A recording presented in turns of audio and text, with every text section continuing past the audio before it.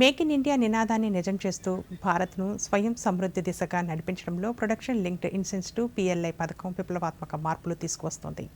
ఈ చర్యలతో దేశంలో 1.97 లక్షల కోట్ల రూపాయల భారీ కేటాయింపులతో ప్రారంభమైన ఈ పథకం నేడు దేశీయ ఉత్పత్తిని పెంచడమే కాకుండా ప్రపంచ దేశాలకు భారతీయ ఉత్పత్తులను ఎగుమతి చేసేలా చేస్తుంది. 14 కీలక రంగాల్లో పెట్టుబడుల వెల్లువ, లక్షలాది మందికి ఉపాధి కల్పిస్తున్న PLI ప్రస్థానంపై ప్రత్యేక కథనాన్ని ఇప్పుడు చూద్దాం. భారతదేశ తయారీ రంగం ముఖ చిత్రాన్ని ప్రొడక్షన్ లింక్డ్ ఇన్సెంటివ్ PLI పథకం పూర్తిగా మార్చివేసింది. ఆత్మనిర్భర్ భారత్ దార్శనికతలో భాగంగా నవంబర్ 2020లో ప్రారంభమైన ఈ పథకం ప్రస్తుతం 14 కీలక రంగాలలో అద్భుత ఫలితాలను ఇస్తోంది. వాణిజ్య పరిశ్రమల మంత్రిత్వ శాఖ గణాంకాల ప్రకారం ఇప్పటివరకు ఈ పథకం ద్వారా 1.46 లక్షల కోట్ల రూపాయల పెట్టుబడులను సాధించారు. ఫలితంగా ఉత్పత్తి విక్రయాలు ఏకంగా 12.50 లక్షల కోట్ల రూపాయలను చేరుకోవడం విశేషం. కేవలం దేశీయ అవసరాలే కాకుండా ఎగుమతుల రంగంలోనూ భారత్ ముందుకు సాగుతోంది. అలాగే ఎగుమతులు 4 లక్షల కోట్ల రూపాయల మేర పెరిగాయి.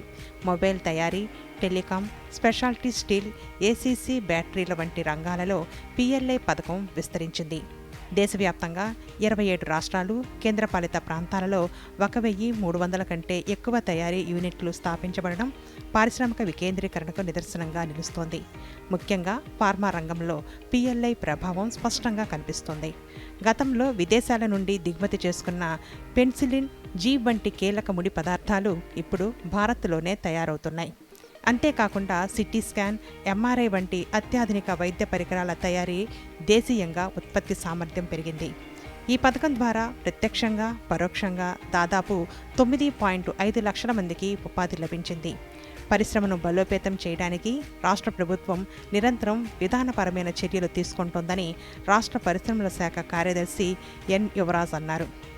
మనకు వేరు దేశం నుంచి మనకు వస్తున్న వస్తువులు ఒక ఇంపోర్ట్ నుంచి తగ్గించి మనం కంట్రీలోనే మేక్ ఇన్ ఇండియా కింద మనం రెడీ చేయాలనే ఉద్దేశంతో మనం చేస్తున్న ఒక ప్రోగ్రాము.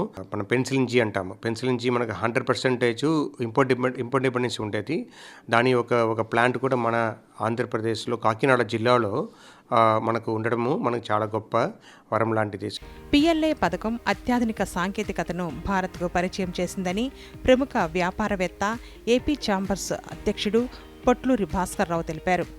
దీనివల్ల దేశీయ విలువల జోడింపు 20% నుండి ఏకంగా 80%కి పెరుగుతుందని అంచనా వేస్తున్నారు.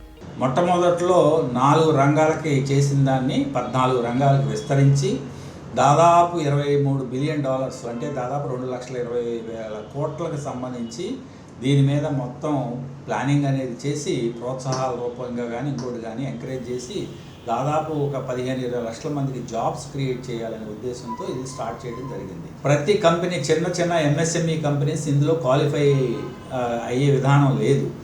ముఖ్యంగా ఇది large and extra large mega కంపెనీస్కి ఎక్కువగా వర్తించే విధంగా అది రూపకల్పన చేశారు. వికసిత్ భారత్ లక్ష్య సాధనలో PLI పథకం ద్వారా భారత్ కేవలం వస్తువులను తయారు చేయడమే కాకుండా ప్రపంచ ఆటోమోటివ్ టెక్నాలజీ మార్కెట్లో తన వాటాను గణనీయంగా పెంచుకుంటోంది.